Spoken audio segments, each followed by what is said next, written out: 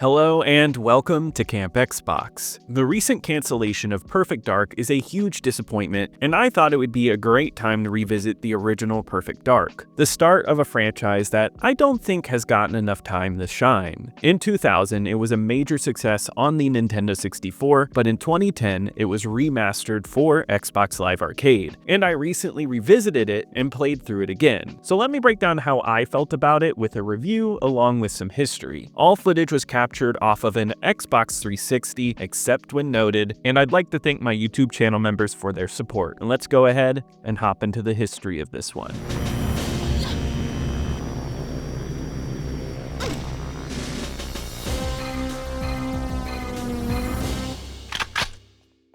In 1997, British developer Rare released GoldenEye 007 for the Nintendo 64, and it was a massive success, pushing first-person shooters strongly on the consoles with an innovative set of levels and difficulty design. Yet the multiplayer is what kept people around, and with the 4 controller ports on the Nintendo 64, people were hooked. It was obvious to Rare that they had to make a follow-up, yet a sequel wasn't in the cards. They would lose a bid to make a game based on the next Bond movie, which would be a blessing in disguise. Rare wanted to leave behind the license and develop something on their own, citing that making games under licenses was restrictive. So they took the engine from GoldenEye, fixed it up, and got to work on Perfect Dark. Inspired by movies like Blade Runner and Ghost in the Shell, they decided to make an alien sci-fi game. This game would utilize the GoldenEye engine and add more lighting, textures, and be packed with content, almost maxing out what a Nintendo 64 cartridge could hold, and it forced them to use the RAM upgrade edition for the Nintendo 64. It was a somewhat tumultuous release, with team members leaving and there being a slight delay, but it was released in early 2000, and it was reviewed extremely well with outstanding scores, citing excellent multiplayer and great level design. Not only that, but it would also sell extremely well. After that, Rare would be bought out by Microsoft, and their next Perfect Dark project would move on to the Xbox, eventually releasing in 2005 as Perfect Dark Zero. Yet nothing would be in store for the franchise after that, at least from Rare. In 2008 and 2009, 4J Studios, which had ported Overlord and Oblivion to the PS3, ported 2 other classic Rare titles, Banjo-Kazooie and Banjo-Tooie, to Xbox Live Arcade. In 2009, they would begin their 11-month process to release Perfect Dark on the Xbox Live Arcade. 4J would take the original code of Perfect Dark and bring it over to the 360. They used the geometry of the game, but upgraded elements like characters and textures. In an interview with Ken Lobb, the creative director of Microsoft Game Studios, he wanted to establish that this was Perfect Dark as you knew and loved it. He wanted it to still be blocky because that's what the original was. Just a nice quality of life update, and the biggest feature would be Xbox Live integration into the game. The music and sound effects would be taken from the original recordings to upgrade the game in the sound department. Though originally announced for a 2009 release, it would eventually hit Xbox Live on March 17th, 2010. As for my personal history, it goes back a while. I first remember going to my uncle's sometime in 2000, and he had Perfect Dark on the Nintendo 64. He showed it off to me and my dad, and he was playing it with 2 controllers in his hand. From that day on, the game lingered in my memory. I was obsessed, but didn't play it until much later. The same uncle had Perfect Dark Zero at the launch of the 360, and once again, I was impressed. I really liked both, so when this was announced in 2010, I got it right around launch. I played so much of this version of Perfect Dark, and I've gone back and played the classic too. These are games that I'm a huge fan of, so I do already have an opinion and bias going into this, but as usual, I tried my best to step back with this recent replay, and I played it from a more thoughtful perspective. It's also been around 10 years since I've last fully played this, so I did come out of this feeling differently than I had remembered. Let me break it all down for you, starting with the plot.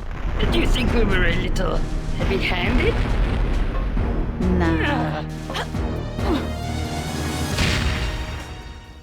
In Perfect Dark, you play as Joanna Dark, and you work for the Carrington Institute. You are the best agent around with top skills in shooting. Your rival is Datadyne, which we find out is in league with an evil set of aliens called the Skadar, and the Carrington Institute is in league with cool aliens called the Mayans. What's set up as a spy adventure grows outlandish and develops into a B-movie plot, which I'm a sucker for, so I appreciate it here. Though I do think the game eases into it pretty well. It first starts off with this cool espionage level on top of a skyscraper, the city skyline is there, and a high-tech world appears. It feels ripped right out of Blade Runner. You get deep into the labs, and that's when the techno-sci-fi mixes with the extraterrestrial. It's a smooth process, and the way the game lays it out makes it feel like a natural progression, full of big personalities and silly voice acting, which is just a hallmark of this era of Rare. It does feel like it is riffing on Bond in a way with the amount of gadgets, but the plot isn't as grounded, allowing you to take trips to Area 51 or go on UFO rides. It's always doing something fresh and different, and it's that globe-trotting feel that keeps this one engaging throughout the entire plot. I think this plays into the strengths of Rare, especially with the silliness. They are known to have a wry sense of humor in everything they do, and that makes the plot fun. I don't even think it's that cohesive of a plot, and it does tend to jump around a lot, but with that, you get some great bits. I absolutely love the side character Elvis, who is an America-loving space alien. He has a silly voice and fights alongside you. It's great fun. A lot of the story is told in-game, though this game does feature cutscenes, and there's a lot of dialogue and plot pushed through the actual gameplay, and for its time, it's doing some good work. Let me say, I don't think it's an amazing game plot, but it's fun. And I think that's important because with its style and comedy, it melds together to make something memorable. A huge sci-fi spy plot that is fun to play through multiple times.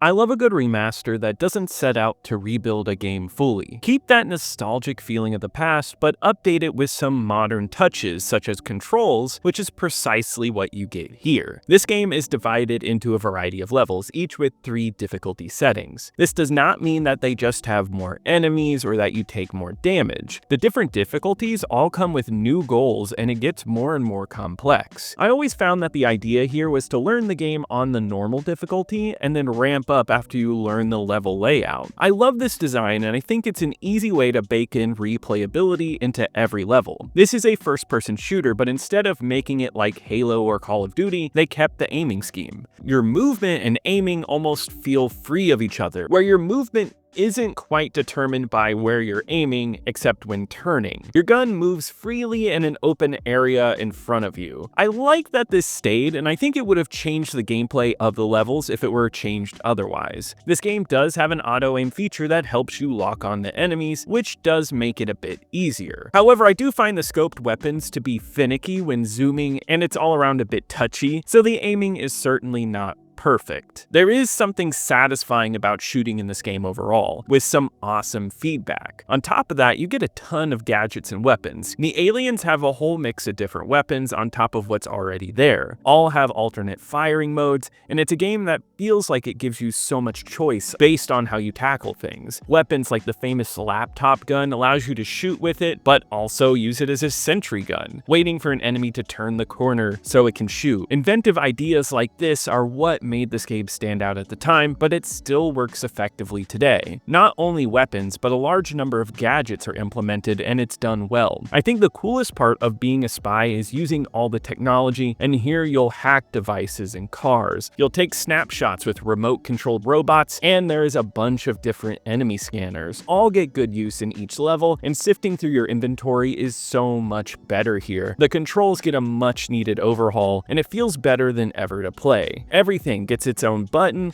and aiming and shooting all feels intuitive. It's nice to get this game on a better controller. I love the Nintendo 64, but the controller is a lot. I've been praising this game a lot, and I think overall it's a fun game and a great remaster. For me though, there is one thing I started to notice this playthrough that I feel is a weaker aspect. It's the level layouts and goals not being intuitive. Perfect Dark does have some amazing levels, especially those opening levels. They are perfectly laid out and everything makes sense. Yet, these are my most replayed levels, and it's been a while since I've played the back half of this game, and I realized how unintuitive some of the design is. One thing about Perfect Dark is that it does not hold your hand, and it's all about exploration. You get goals and a brief snippet about what you need to do, and then you're thrown into the level. Sometimes these goals are easy to understand, and other times you feel like a rat in a maze, hitting everything and messing with every gadget to figure out the next cryptic step. I feel like back in the day, this cryptic design built up replayability, but nowadays it feels more frustrating than fun. I'm not gonna lie, some level layouts here rock, but others feel like a mess of corridors. I felt like I was getting lost with no clear goal in sight on some levels. So one thing that is carried over that doesn't feel great is some of the level goals. I'm not asking for a gold trail leading you to everything, but something that just feels more intuitive. Though I won't say it ever really impedes the fun. For the most part, these levels were a joy to go through, and I loved exploring them. It's just on the harder difficulties, you will be banging your head against the wall. Also, one thing I've never liked is when you fail an objective, you have to manually quit out of the mission instead of it instantly failing you. I never got this, and I still don't love it because it's easy to fail in this game. Out of the gameplay experience though, that is my biggest gripe, and everything surrounding it is still fun. I'm happy that Perfect Dark gets preserved here. It has better controls, but overall this game has the same charming clunkiness. I have my issues with it, but I do love that they kept it preserved. Not only that, it's just a plain fun shooter with a goal style that feels uniquely its own along with GoldenEye. It almost treats you like an adult, just pushes you into the fray, asking you to figure it out yourself. At times, I can appreciate that, even if it's not perfect as the name would make you think. I think overall this game has high entertainment value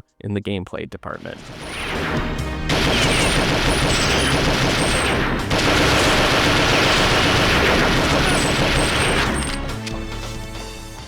Perfect Dark is packed with numerous Xbox Live features that significantly enhance the game. Though not necessarily multiplayer, my favorite part is the online leaderboards. You get these for gun challenges where you shoot targets, but you also get them for the speed at which you complete levels. This is probably the most fun that I've had with the game, getting down that perfect bomb throw in Chicago and other speed running techniques like that to get the fastest time. It shows just how much content there is in this game. Like I said, there are combat challenges as well as the gun challenges, all of which unlock fun cheats and more for the game. It's staggering how much is here, and I forgot till I went back this time just how much extra content is in this game, and I can't believe how much they fit into the Nintendo 64 cartridge. Not only that, but this game features split-screen multiplayer, which allows you to play both solo and multiplayer. This game features a ton of bots, which can be customized with various personalities. I think getting to play this great multiplayer alone is such a neat feature, and it's a blast.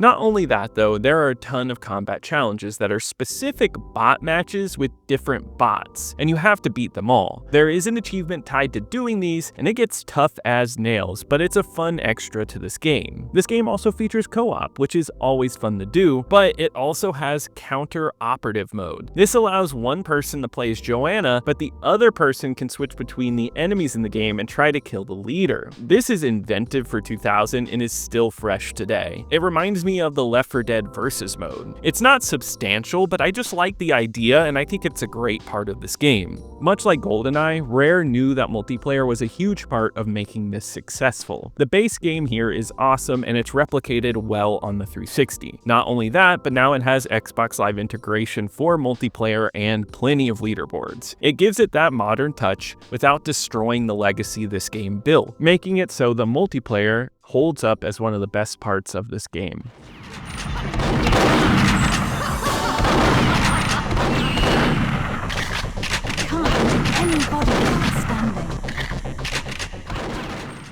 The biggest upgrade here is the visuals, but not to any detriment. Personally, I prefer a remaster that is just the original graphics cleaned up. It doesn't lose the charm, but just makes it easier on the eyes, and that's exactly what we get here. Things are not blurry, and the whole game is clear, yet the blockiness of the levels isn't lost, and the charm is still there. Yet there is still some impressive stuff going on. Huge skyboxes, winding levels, and some great use of scale. The game is impressive for the time, and I'm glad it's preserved here. The field of view is great now, and seeing these levels with a more consistent frame rate is exactly what you want to see. The art design in general is is one of the best aspects of Perfect Dark. I think there is so much variety in the locations you go to. The buildings of Datadyne have this great futuristic look and a lot of strong blues. The alien ships get muddier, but it has this fun B-movie feel. You roam around the dark, noirish streets of Chicago, and it's all incredibly detailed. Having this much variety makes every level feel notable, and it never feels like a rehash of any level that you've gone to before. The sci-fi flair of this game gives it an identity all its own, and mixing that with the spy genre makes Perfect Dark unique. Joanna herself helps out too, where she gets a redesign here with longer hair and a more detailed face. I'm glad they didn't try to make her look like the way she did in Zero, and they kept the integrity of the original while updating it. Her outfits are striking, and I love that the characters get a facelift all around, as well as all of the unique weapons. Everything is cleaned up, but it doesn't lose what made the original weapons unique, as well as the faces being mapped onto the characters, including who I'm pretty sure is Peter Molyneux. The visuals are thoughtfully redone, and it makes for a wonderful looking experience. It also should be noted that this game is backwards compatible on the Xbox One and Series consoles, which you can buy standalone or with Rare Replay, and I think it's a great way to replay it.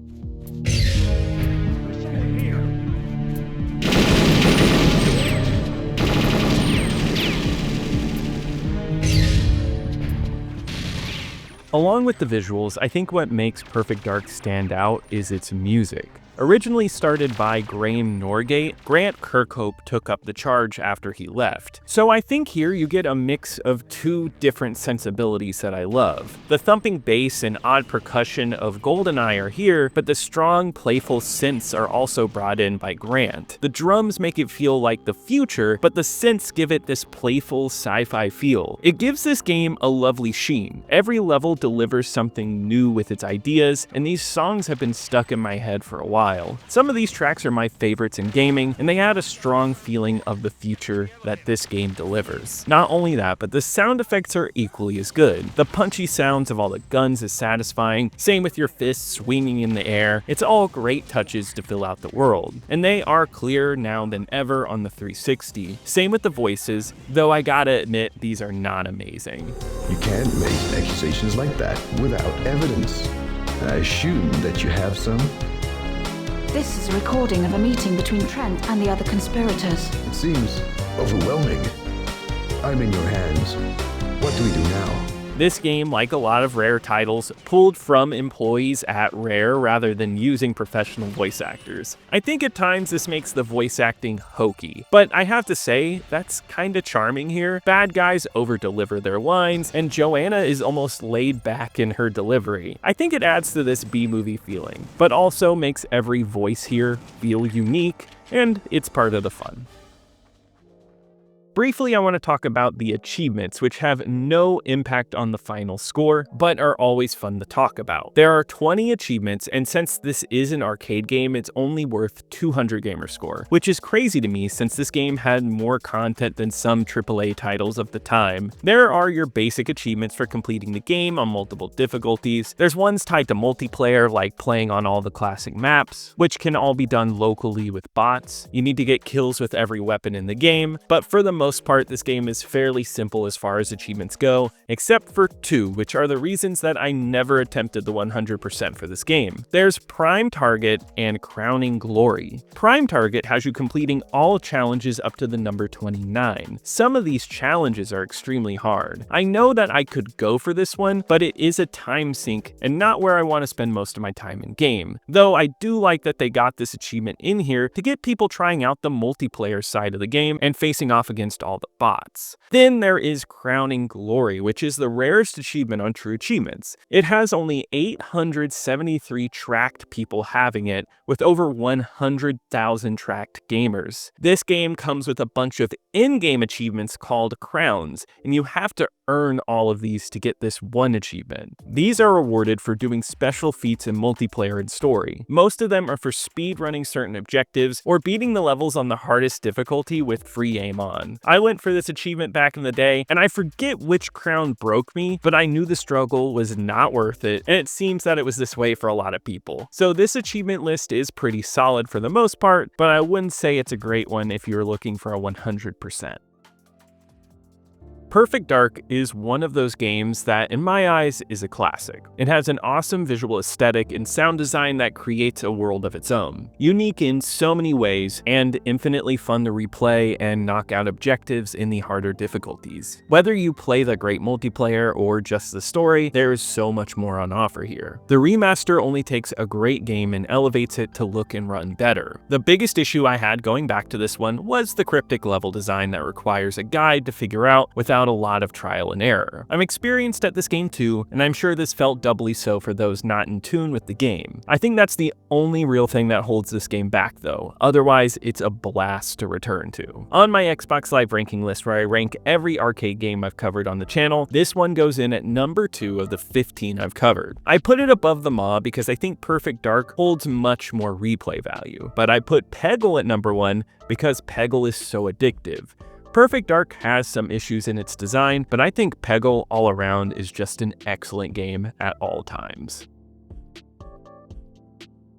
The Xbox Live Arcade version of Perfect Dark holds a 79 on Metacritic, meaning that it received generally favorable reviews upon release. IGN gave it a 9, saying it was a great way to relive a classic, saying it was closer to perfection than the original. Game Informer gave it an 8.5, saying that the objectives were poorly laid out, but it was a faithful and fun remake. Official Xbox Magazine gave it a 7.5 out of 10, saying that the manual targeting was impossible and the objectives were too easy to fail, but the goofy world was fun. Perfect Dark would go on to sell pretty well, reaching around 400,000 purchases by the end of 2011. I was one of those people, and I loved playing this game when it came out. The numbers would only go up with the Rare Replay compilation in 2015, which this game was a part of, and you can download and play it on Game Pass today, making it more readily available than ever. Of course, Rare would go on to make Sea of Thieves, and that's it nowadays, and 4J Studios would go on to do all of those Minecraft ports on every console like the Vita, Wii U, and whatever console Minecraft could reach. As for the legacy of Perfect Dark, it's a sad one, and my impetus for making this video. In 2020, it was announced that an all-new first-party studio, The Initiative, was working on a reboot for this series. It was kept quiet for a while, but there was a lot of trouble behind the scenes. Numerous people left the project, it got new leads, and at some point progress was stalling on the game. Yet in 2024, we got an awesome trailer for it. Of course, trailers usually don't reflect a game perfectly, but I was just happy that this series was getting some love again. Yet, even with constant changes and help from around the industry from places like Certain Affinity and the Coalition, the future seemed bright for this one. In 2025, though, it was cancelled, and The Initiative was completely closed. They weren't the only studios to close, but this one especially hurt. A new studio that didn't even get a chance to release one game, and then their one game was completely scrapped. Years of work and hype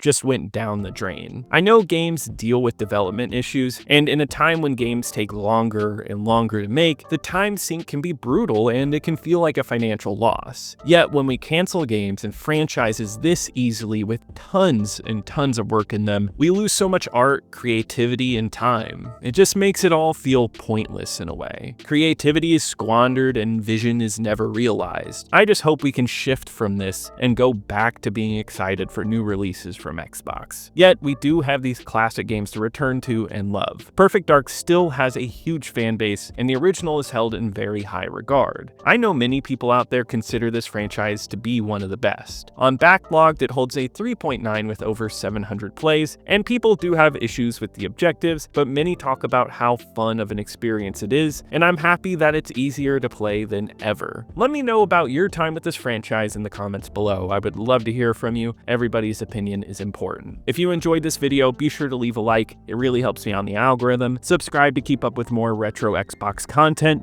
and be sure to check out my second channel, Camp Extras, for more gaming content. Also, I want to give a huge shout out to my YouTube channel members. Thank you so much for your support. You really help out the channel, but I'll see you here next time at Camp Xbox.